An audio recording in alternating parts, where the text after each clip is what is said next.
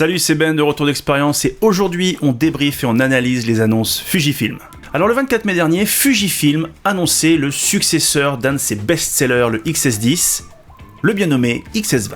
Alors on était habitué aux X Summit, qui sont les événements d'annonce des produits de chez Fujifilm, à avoir des trucs qui d'ordinaire sont plutôt mous, sans relief, très mal joués dans un studio avec un mauvais fond, c'est jamais fifou, c'est souvent très triste. Là pour le coup ils ont fait un effort puisque la vidéo commence avec des plans drones etc qui arrivent dans une gare et ils ont décidé de faire la présentation de ce XS20 sous la forme d'un trip à Bangkok avec différentes expérimentations sur le terrain et j'ai trouvé ça plutôt pas mal. Alors ils sont toujours pas du tout à l'aise devant la caméra et on sent que ça récite. Mais franchement, moi je suis toujours le premier à taper en trouvant que c'est assez mou, cette fois-ci ils ont fait un effort et c'est carrément plus cool à regarder. Et on attaque avec l'ergonomie de ce XS20, on a quasiment le même boîtier que le XS10 à quelques différences près mais des différences qui auront leur importance. On a un boîtier de 491 grammes avec un capteur APS-C stabilisé de 26 millions de pixels, c'est a priori le même capteur que sur le XT4. On a le système de molette PASM qu'on avait déjà sur le XS10, on a un boîtier qui n'est toujours pas tropicalisé, on a un joystick, on a un écran sur rotule. Une des nouveautés, c'est cette batterie qui n'est plus l'ancienne batterie, la toute petite rectangulaire qu'on avait sur les vieux boîtiers, mais bien les nouvelles batteries de chez Fujifilm qu'on retrouve sur les XT4, etc. Donc avec une longévité bien plus grande, et un port SD qui se trouve au niveau de la batterie. On a un port USB-C, on a un port micro HDMI, on a un port micro et Fujifilm a écouté ses utilisateurs en mettant un véritable port casque. Notez que cette molette des modes PASM avec les pré-réglages C1, C2, C3 et C4 qui sur le XS10 n'étaient utilisables qu'en photo, sont aujourd'hui configurables en photo et en vidéo et ça, c'est cool. En termes d'autonomie, je vous le disais, c'est la nouvelle batterie de chez Fujifilm qu'on avait déjà sur le XT4 et d'autres modèles ultérieurs. Fujifilm, avec la norme SIPA, le calcul à environ 740-750 images avec utilisation de l'écran, donc potentiellement si vous bossez plus au viseur, vous pouvez tirer encore un petit peu plus dessus.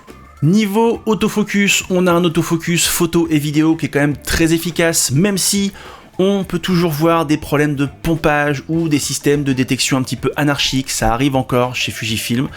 Comme chez d'autres d'ailleurs, mais on est sur la meilleure technologie autofocus disponible actuellement chez Fuji. Lors du X Summit, ils ont fait le choix de l'emmener dans une salle de boxe. Il faut savoir que la boxe, quand on veut tester un autofocus, c'est probablement le plus difficile en termes de détection de l'œil, etc. Puisque les mouvements sont extrêmement rapides, sont pas du tout prévisibles, prédictifs.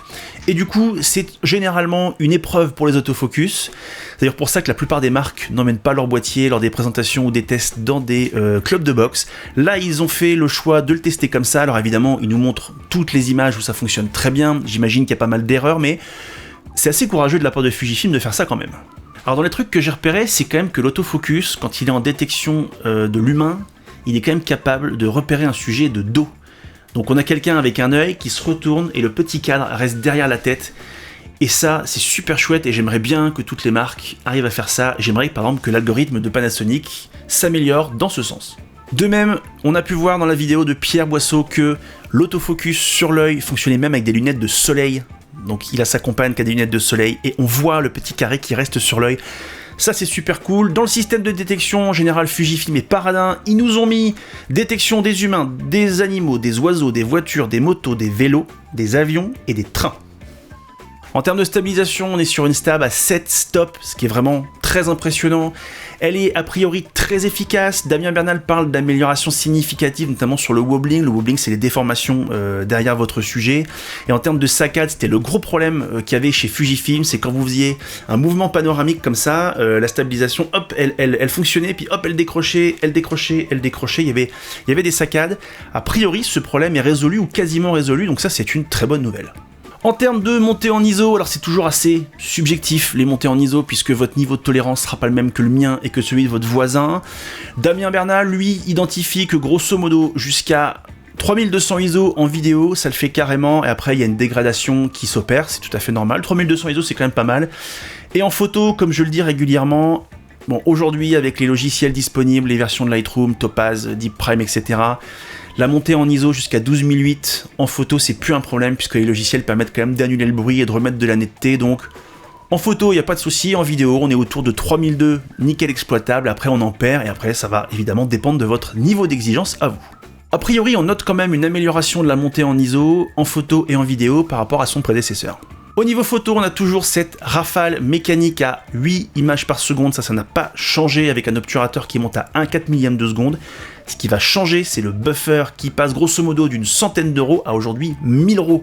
Fujifilm a multiplié par 10 son buffer, et ça c'est fantastique. Si vous passez en obturateur électronique, donc 20 images par seconde, on peut monter jusqu'à un shutter à 1/32 millième, et là par contre on est limité à 80 euros, donc plus ou moins 4 secondes.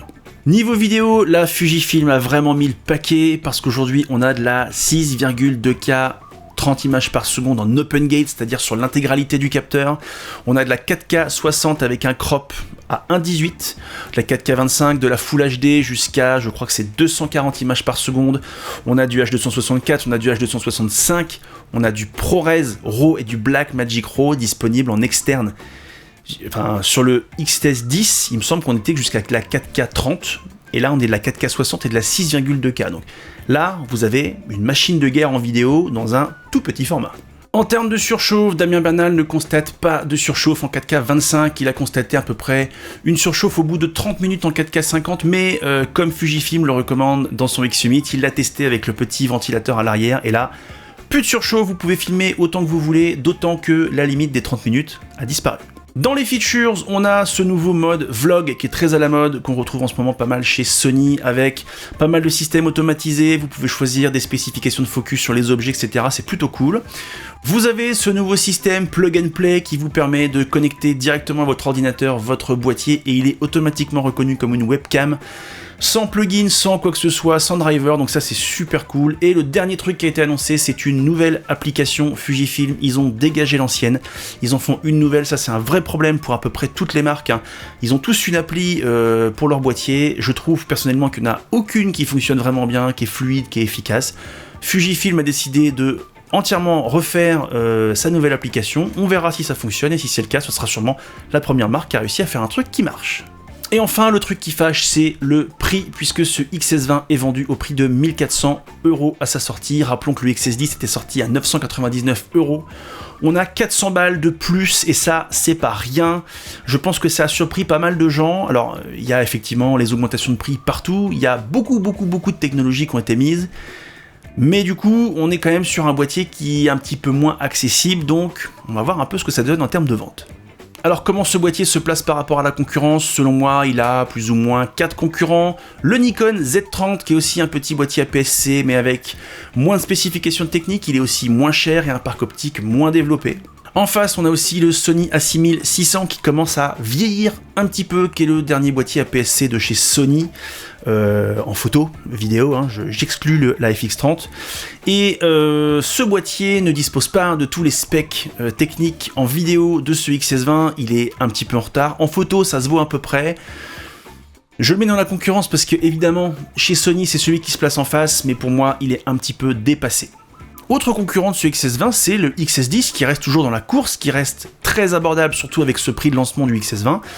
Et du coup, il a toujours pas mal de specs en photo, en vidéo il est toujours extrêmement correct, donc pour moi il est toujours dans la balance. Je ne sais pas si Fujifilm va le retirer de son catalogue, mais j'ai tendance à penser que non. Alors le vrai concurrent de ce XS20, c'est le Canon R7 évidemment, qui a 1500 € qui est en face, qui a un capteur APS-C stabilisé, qui fait une rafale de folie, qui a une bonne autonomie, qui a une 4K 60 de malade, un autofocus issu du Canon R3, donc ce qui se fait de mieux. Le problème, ça va être le parc optique, encore une fois, parce que le parc optique APS-C de chez Canon en monture RF est pas ouf. Alors évidemment, il y a cette bague d'adaptation pour mettre des objectifs EF dessus, mais on a des objectifs plein format qui sont beaucoup plus gros et beaucoup plus lourds, et on perd un peu la philosophie de l'APS-C qui tourne autour de boîtiers plus compacts.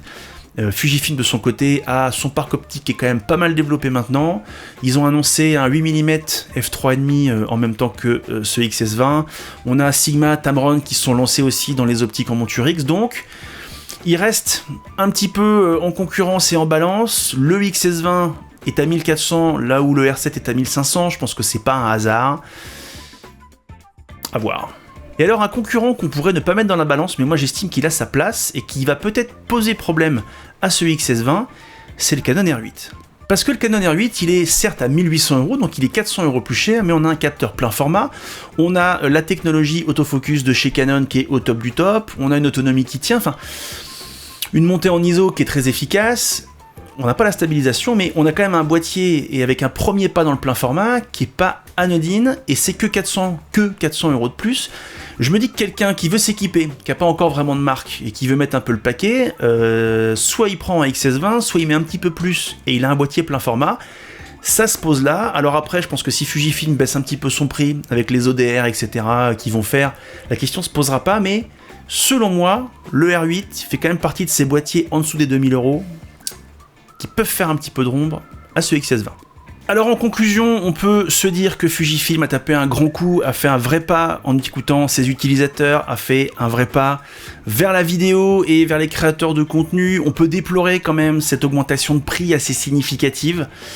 Mais je trouve que c'est plutôt pas mal. Le fait que Fujifilm écoute, je trouve que c'est super important. Les utilisateurs XS10 avaient dit bah ouais, il n'y a pas de podcast, c'est chiant. Et puis la molette C1, C4, on peut pas la mettre en vidéo. Et ils ont écouté et ils ont changé tout ça pour leurs utilisateurs. Et ça, je trouve ça super cool. Et je m'attendais pas du tout en fait à ce boîtier. J'avais pas trop suivi toutes les rumeurs qu'il y avait. Et je suis agréablement surpris. Ce XS20, il en a carrément dans le bide. Et si jamais Fujifilm vous regardez cette vidéo, moi ça m'intéresse, un prêt pour pouvoir le tester. J'ai beaucoup d'amour pour Fujifilm, j'ai adoré mon X-T3 qui était un boîtier dont j'étais vraiment amoureux et je suis hyper content de voir que vous continuez d'avancer. Donc si un jour vous avez la possibilité de me prêter ce boîtier pour que je lui tire un petit peu dessus et je vois ce qu'il a dans le bide, ça serait carrément cool.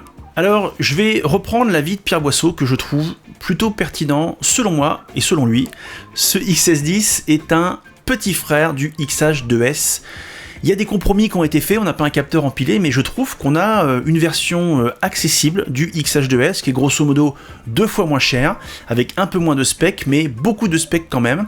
D'ailleurs, c'est assez intéressant de voir dans l'annonce marketing du X Summit, de voir où il est placé. Il n'est pas placé derrière le XT5, mais il est entre le XT5 et le XH2. Donc, on pourrait se dire que le XH2S a une déclinaison un peu plus low cost qu'est le XS20 et que le XH2 a une déclinaison plus low cost qu'est le XT5.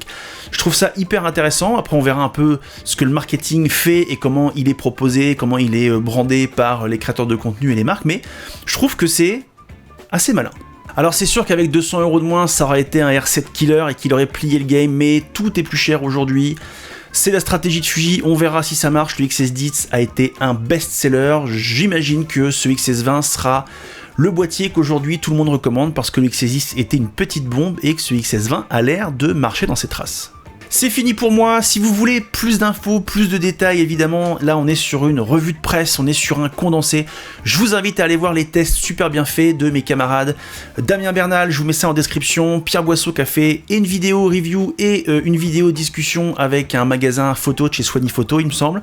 Et puis prochainement, il y aura la vidéo de David Lambeau de Monsieur Caméra qui est parti en vacances avec ce boîtier et qui fera, je pense, une excellente review sur la partie un petit peu plus vidéo. J'attends ça avec impatience et je vous mettrai tout ça en description. En attendant, prenez soin de vous. Salut.